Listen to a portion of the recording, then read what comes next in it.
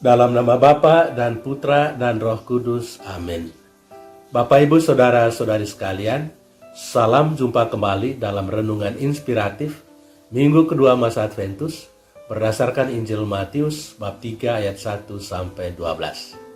Bertobatlah, kerajaan Allah sudah dekat. Bapak, Ibu, Saudara-saudari terkasih, pernah diceritakan tentang seorang rabi yang mempunyai sejumlah kecil murid. Setiap hari, ia mengajarkan mereka berbagai hal tentang kebijaksanaan hidup. Tidak jarang pula para murid itu menyampaikan pertanyaan-pertanyaan. Pada suatu hari, sang rabi mengajarkan mereka tentang pentingnya pertobatan. Setelah selesai pelajaran, seorang murid bertanya, "Guru, kapankah seorang boleh bertobat dari dosa-dosanya?" Guru itu menjawab, "Bertobatlah paling kurang sehari sebelum Anda meninggal dunia."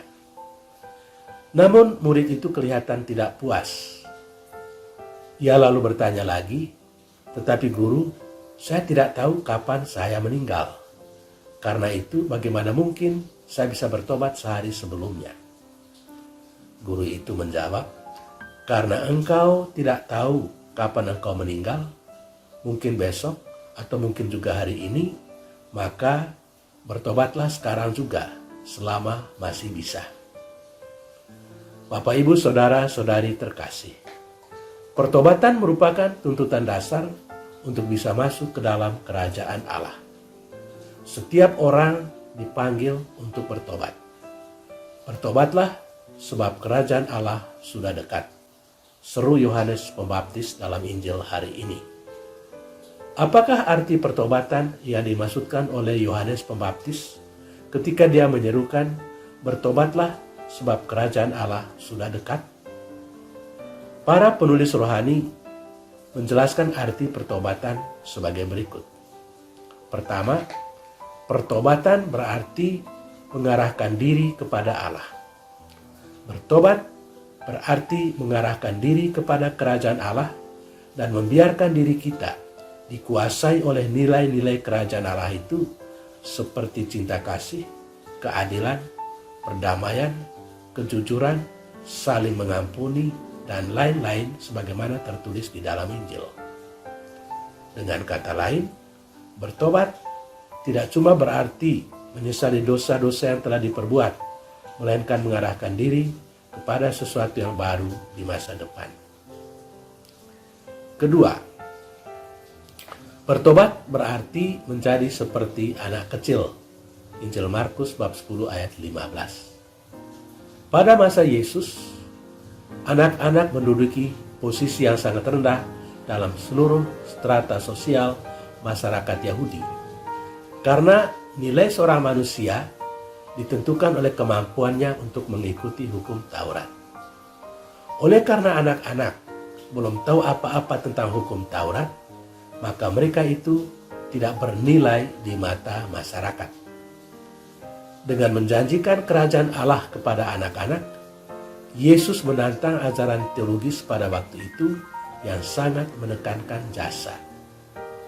Yesus justru menolak pandangan demikian dengan mengatakan bahwa justru ketidakmampuan anak-anak untuk mempunyai jasa merupakan satu aset untuk bisa masuk ke dalam kerajaan surga. Menjadi seorang anak berarti tidak memiliki sesuatu yang bisa diklaim sebagai jasa, yang bisa dianggap sebagai tiket untuk bisa masuk ke dalam kerajaan surga. Karena itu, bertobat berarti mengakui bahwa keselamatan kita bergantung kepada kemurahan dan belas kasihan Allah.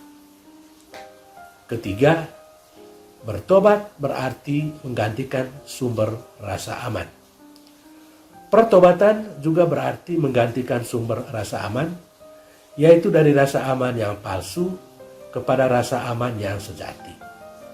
Seringkali, rasa aman yang palsu itu ditemukan dalam kekuasaan, dalam kekayaan, dan dalam kenikmatan hidup. Sayangnya, hal-hal seperti itu hanya bisa memberikan rasa aman yang bersifat semu. Ketika kita menghadapi situasi-situasi batas seperti sakit berkepanjangan, penderitaan, atau kematian orang-orang yang kita kasihi, semua hal itu menjadi tidak mempunyai arti.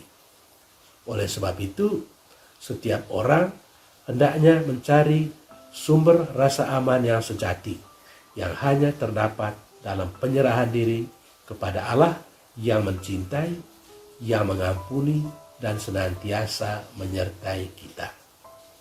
Saudara-saudari terkasih, menjelang kedatangan Yesus pada hari raya Natal nanti, marilah kita membangun sikap tobat yang benar. Pertobatan dan mengusahakan suatu hidup yang baru selalu mungkin karena Tuhan adalah kasih. Tuhan mencintai kita apapun keadaan kita. Dia senantiasa mau menerima kita kembali dengan segala kelemahan dan kekurangan kita. Semoga kemurahan hati Allah ini kita tanggapi dengan kerendahan hati dan mengakui kesalahan-kesalahan kita di hadapannya. Tuhan memberkati kita. Amin. Dalam nama Bapa dan Putra dan Roh Kudus. Amin.